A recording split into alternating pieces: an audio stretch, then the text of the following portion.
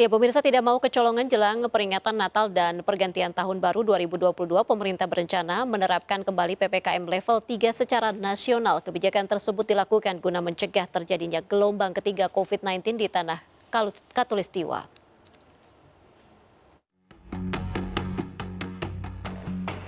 Meski pandemi masih menghantui, Indonesia bisa dibilang berhasil mengendalikan sebaran dan lonjakan kasus COVID-19 di tanah air. Hal ini terbukti dengan diberlakukannya PPKM level 1 atau new normal di sejumlah daerah yang sudah tidak lagi melaporkan adanya kasus COVID-19. Sebagai konsekuensi, sejumlah relaksasi diberlakukan, termasuk dalam hal aturan perjalanan hingga dibukanya tempat hiburan dan wisata. Meski demikian, pemerintah diminta waspada mengingat di sejumlah negara di dunia, angka kasus COVID-19 terus menunjukkan tren meningkat. Karenanya program vaksinasi COVID-19 terus dikebut untuk menciptakan herd immunity di tengah masyarakat. Antisipasi lonjakan COVID-19 saat libur Natal dan Tahun Baru, pemerintah berencana menerapkan PPKM level 3 di seluruh Indonesia. Natal Tahun Baru, liburan Natal Tahun Baru itu akan diberlakukan ketentuan-ketentuan sebagaimana yang berlaku level 3 secara nasional. Jadi ini bukan berarti yang sudah level 1 diturunkan lagi dan seterusnya, bukan. Jadi memang khusus untuk selama libur Nataru itu digunakan ketentuan-ketentuan yang berlaku untuk PPKM level 3 plus, karena nanti ada beberapa tambahan sesuai dengan arahan Bapak Presiden, terutama pelarangan dan pengetatan pertemuan-pertemuan yang berskala besar. Selama penerapan PPKM level 3 nasional, sejumlah aturan ketat kembali diberlakukan. Di antaranya, pembatasan kegiatan masyarakat yang potensial menciptakan kerumunan, larangan cuti bagi ASN, TNI, Polri, dan karyawan swasta, pengetatan aturan perjalanan, hingga pembatasan kapasitas tempat hiburan dan penutupan fasilitas umum. Sanksi tegas juga disiapkan bagi para pelanggar aturan PPKM level 3 ini. Tim Liputan iNews melaporkan. Sementara itu, pemirsa, menyikapi kebijakan PPKM level 3 saat libur Natal dan Tahun Baru, penyedia layanan transportasi umum mulai memutar otak mencegah terjadinya kerugian. Lalu bagaimana strategi penyedia jasa? Memang saya biasa travel sih, Mbak. Jalan-jalan tuh biasa kita pakai travel. Enggak sih, kalau saya tetap di rumah aja. Paling biasanya kalau akhir tahun sih biasanya keluar kota ya, paling ke Bandung gitu. Kalau ke Bandung sih paling biasanya naik travel ya.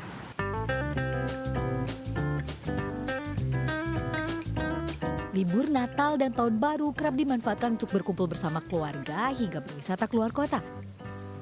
Melihat hal tersebut, pemerintah mengambil langkah antisipasi terhadap potensi kenaikan kasus positif COVID-19 jelang Nataru. Salah satu langkahnya, penerapan PPKM level 3 secara nasional.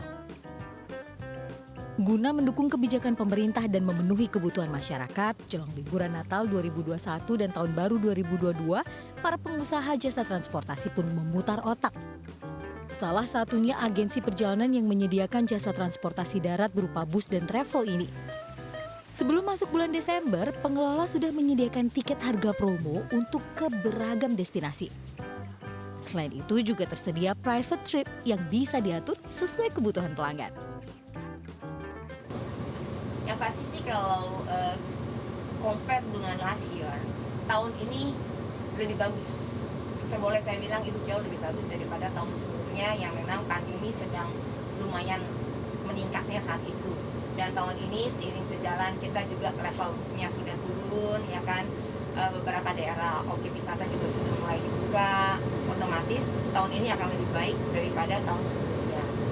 Berdasarkan kita punya pengalaman yang 3 bulan terakhir ini, animo juga semakin lama semakin meningkat.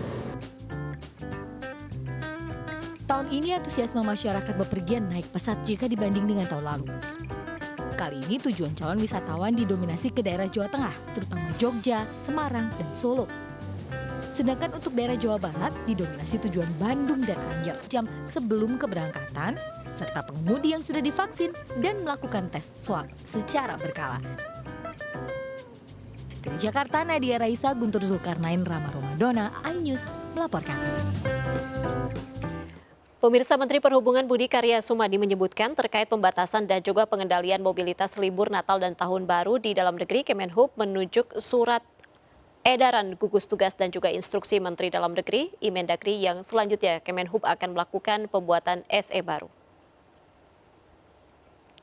Oleh karenanya, putusan final terkait aturan tersebut akan diputuskan hari Senin mendatang sesuai dengan arahan Presiden Joko Widodo. Putusan tersebut juga akan bergantung pada perkembangan COVID-19 varian baru yaitu Omikron.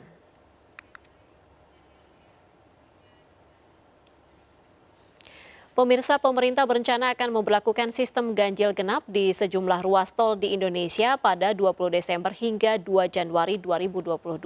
Langkah ini dilakukan guna menekan mobilitas masyarakat pada perayaan Natal dan juga libur pergantian Tahun Baru. Lantas, efektifkah cara tersebut mencegah adanya gelombang ketiga? Selamat sore Bapak dan Ibu. Selamat sore.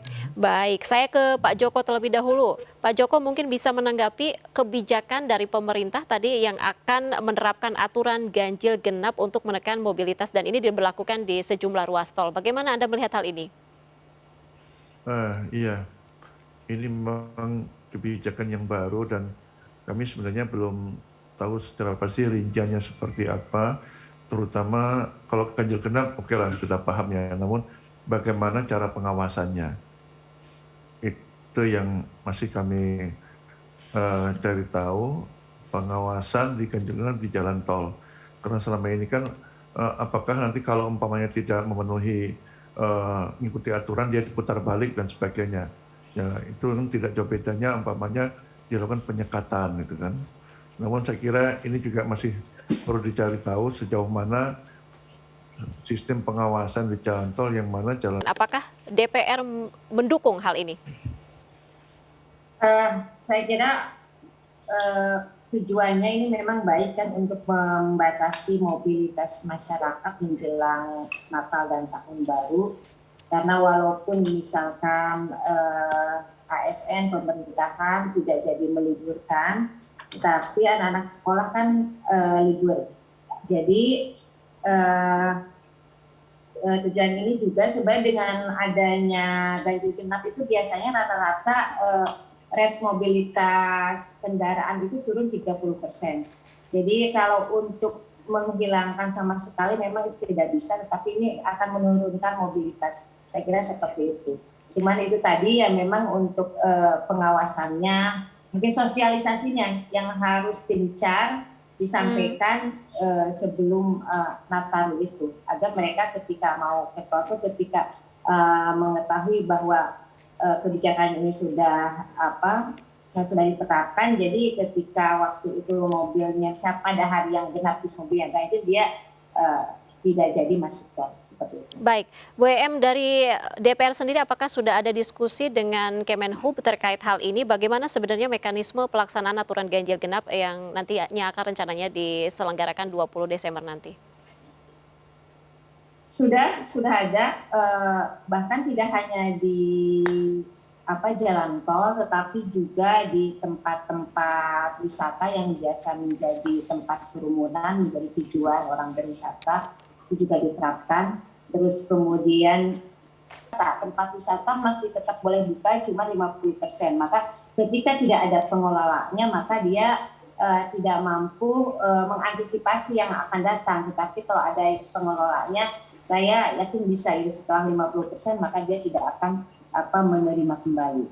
Baik, itu. Bu Em, tadi yang dipertanyakan oleh Pak Joko adalah berkaitan dengan pengawasan. Dari sejauh ini diskusi DPR dengan Kementerian Perhubungan, seperti apa nanti mekanisme pengawasan yang akan dilakukan untuk penyelenggaraan aturan ganjil genap? Ya itu juga termasuk yang kita tanyakan ya. Tapi memang mereka dengan misalkan sosialisasi yang gencar, tidak hanya pengumuman, termasuk juga persyaratan-persyaratan yang lain. Persyaratan yang lain itu misalkan prokes yang selama ini sudah kita laksanakan, termasuk juga tidak hanya di jalan tol ya, terminal, terus kemudian travel, terus juga angkutan-angkutan umum, kereta, pesawat, kapal itu juga sama 50%, seperti itu. Baik, Pak Joko, tadi ternyata ada digencarkan sosialisasi yang akan dilakukan oleh Kementerian Perhubungan begitu untuk mendukung